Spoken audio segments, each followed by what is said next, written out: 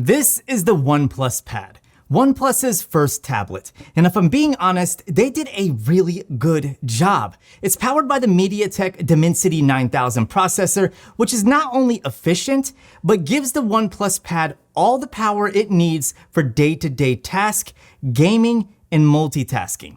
It also has 8 GB of RAM and 128 GB of storage. It has a 9,510 mAh battery with 67 watt fast charging. The display is an 11.6 inch 144 Hz 2K display. It's also the first tablet to have a 7:5 aspect ratio. If those specs don't impress you, then maybe the price will. Coming in at $479, this tablet is cheaper than Samsung's S8 series and nearly the same price as the iPad 10th Gen.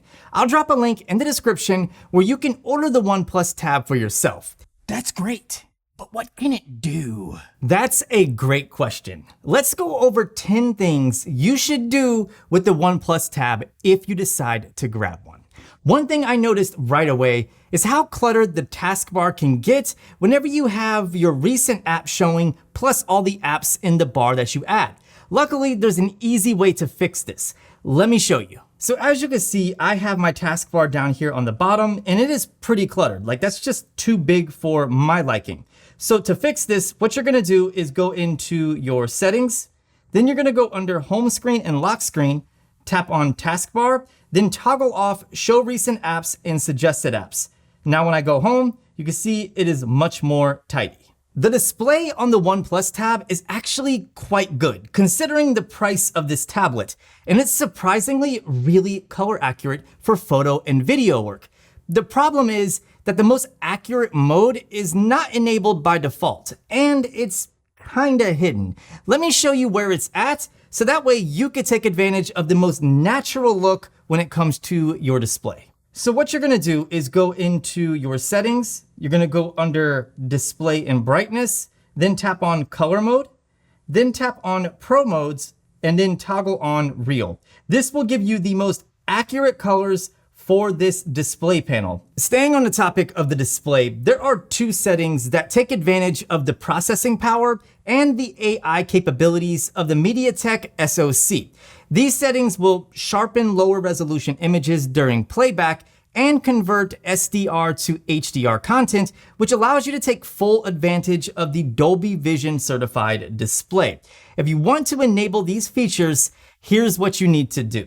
So go ahead and head back into the display settings that we were just in. Once you're inside of the display and brightness settings, scroll all the way down until you get to image sharpener and video color boost. If you toggle on image sharpener, this is going to sharpen low quality or low resolution images. If you go back and then toggle on video color boost, this will convert SDR to HDR video. So that way it gives you higher definition, more pop to the footage, as well as more color fidelity. So if I go back and then go home, I can also do all of this through the quick toggle up here in the notification shade. Just tap on Ultra Vision, and then that will toggle both of those on. So you can just do that, hit the check mark, and then boom. Do you know what pairs well with a great display? A superb audio experience.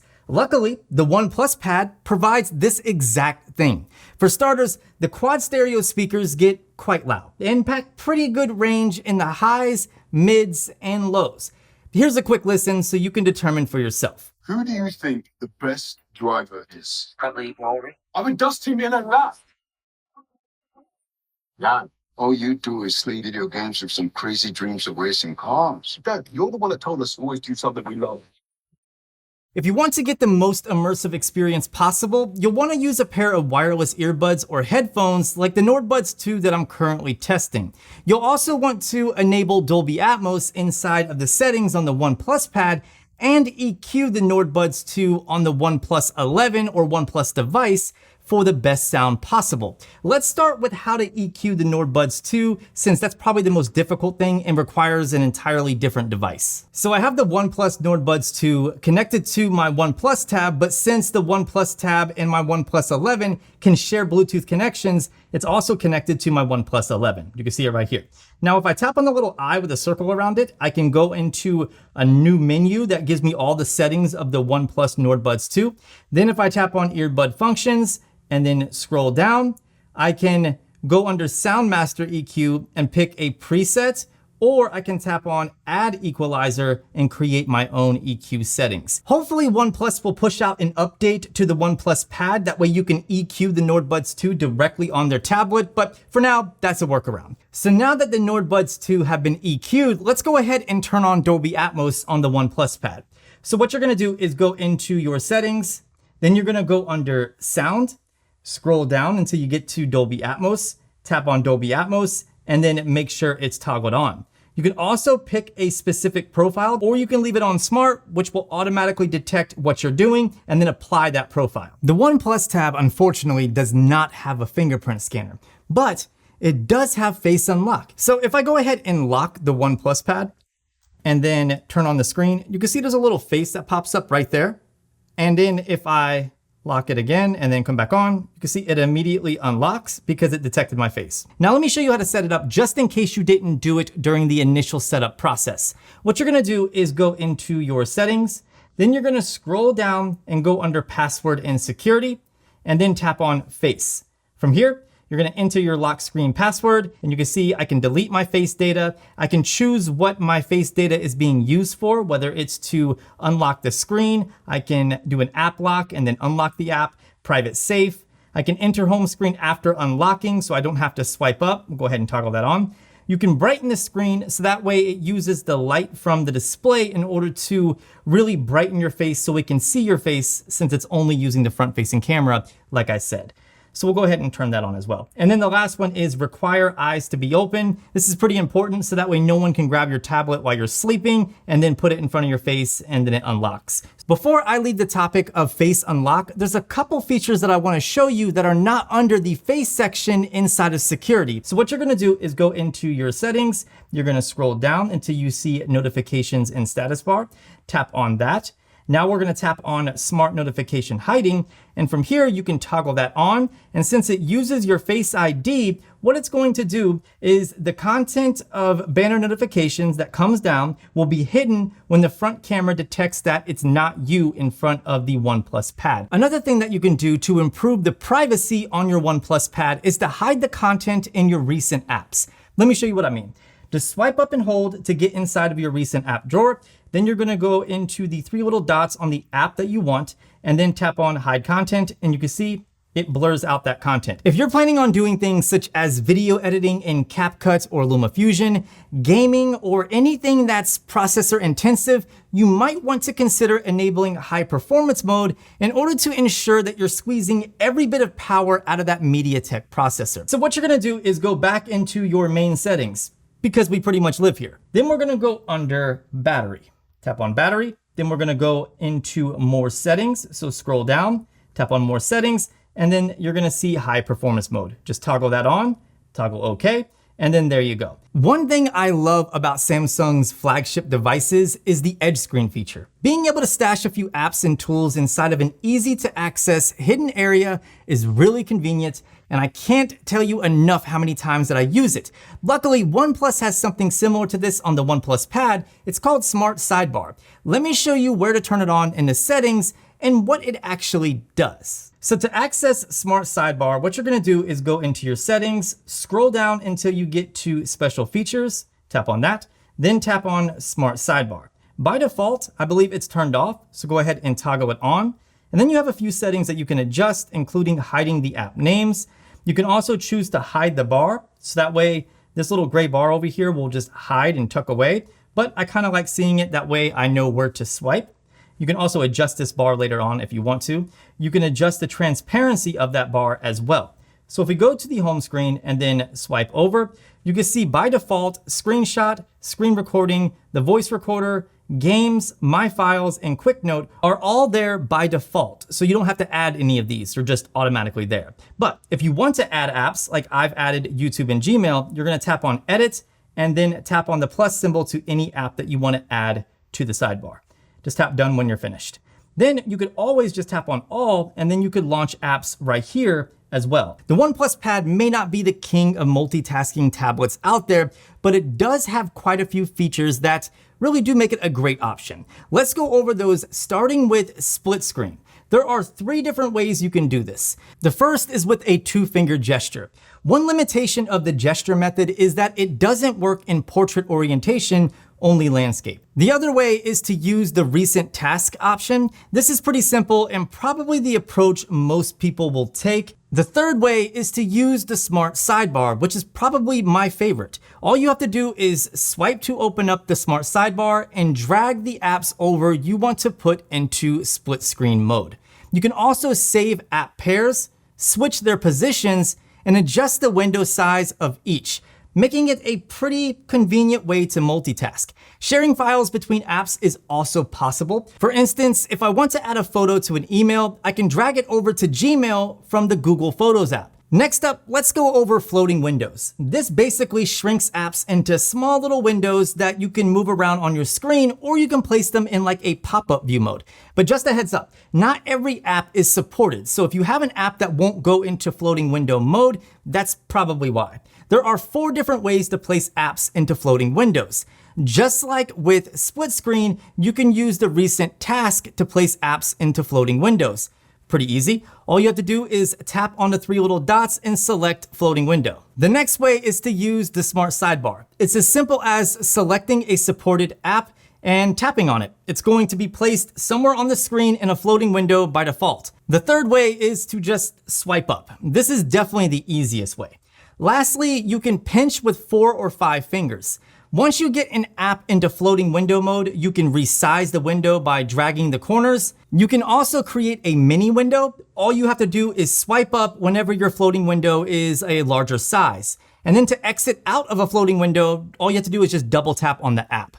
You can hide a floating window by dragging the app to the side of the screen and you'll see it tuck away. You can easily access it at any point by tapping on the little arrow. Lastly, you can convert a floating window into split screen by dragging the floating window to the side of the screen using the line at the top of the floating window. That's the key here, is to make sure you use that line. One of Apple's biggest strengths is their ecosystem and the continuity that's shared with all of their devices. Like, I love how everything just works together. While OnePlus has a long ways to go before they can compete with an ecosystem like Apple's or even Samsung's, they do have a feature called Imperceptive connection, and it works pretty good. So what we're gonna do is go into our settings, we're gonna go under connection and sharing, and then tap on multi-screen connect. Now we're gonna tap on connect to a device.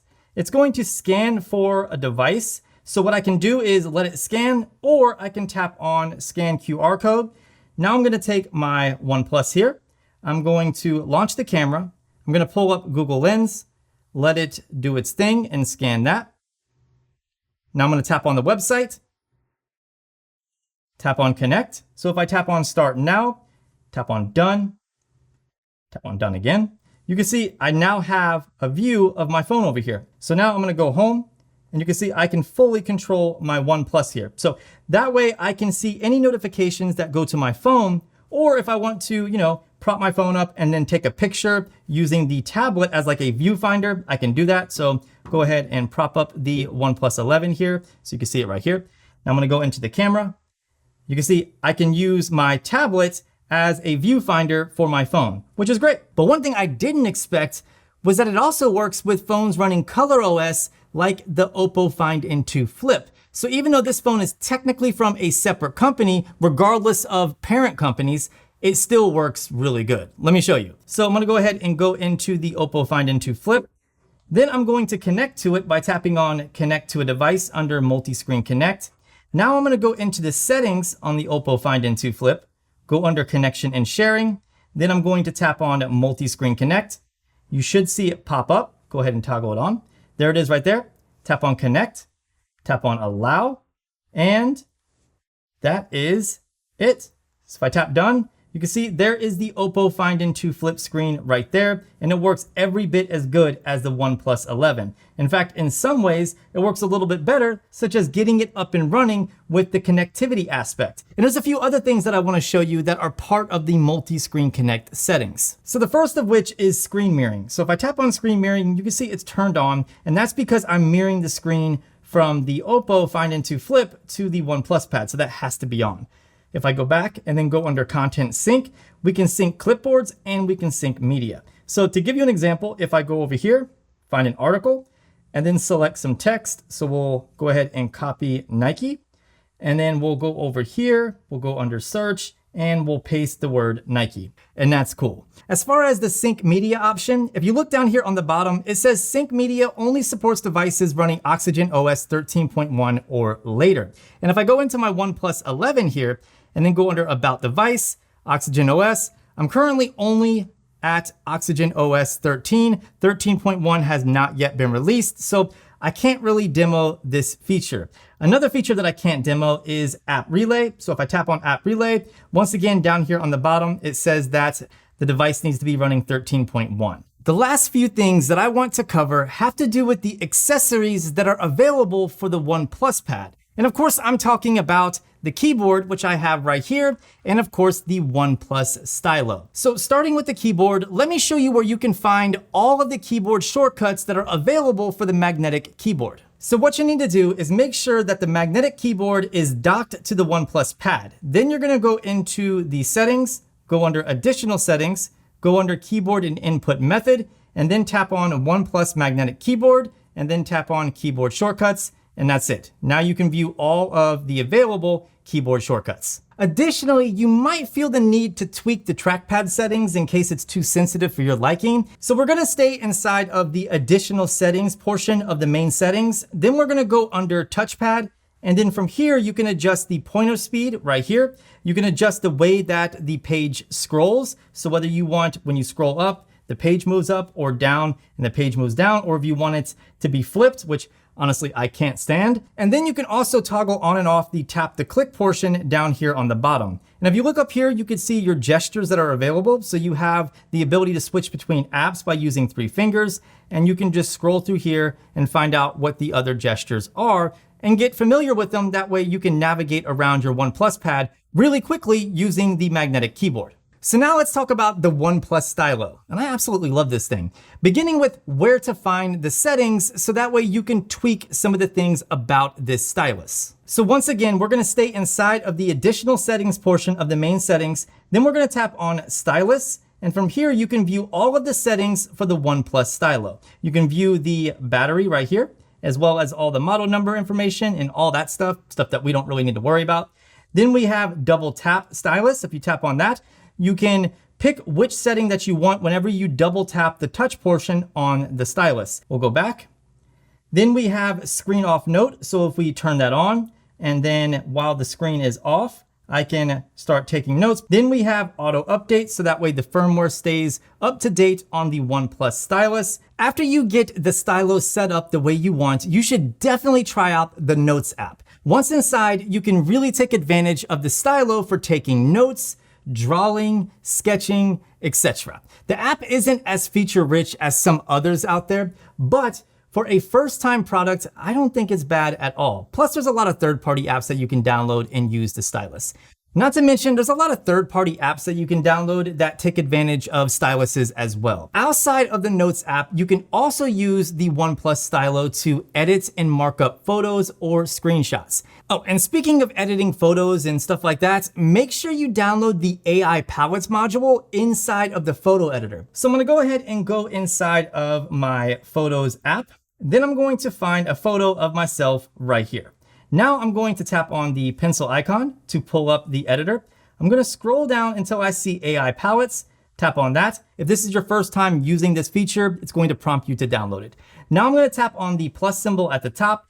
I have a picture right here from a movie called Children of Men. If you haven't seen it, you definitely should. I'm going to tap on this photo right here. It's going to load it in my palettes. Now you can see it's applying the grade from that photo. That means you can basically create your own LUT from your favorite movie and apply that to your own images for free right on your OnePlus Pad. So there you go. That was a quick look at some of the awesome features on the OnePlus Pad that you can take advantage of as soon as you get your tablet.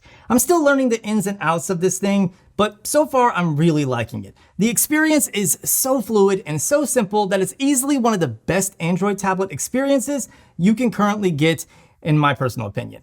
Keep in mind that more features are coming, such as the cellular data sharing feature and others that I talked about previously. Once these things arrive, I will do a follow-up video if there's any interest. So Let me know in the comments section. Outside of that, I really hope you found today's video helpful. If you did, please consider giving it a like, subscribe for more videos, and I'll see you beautiful people in the next one.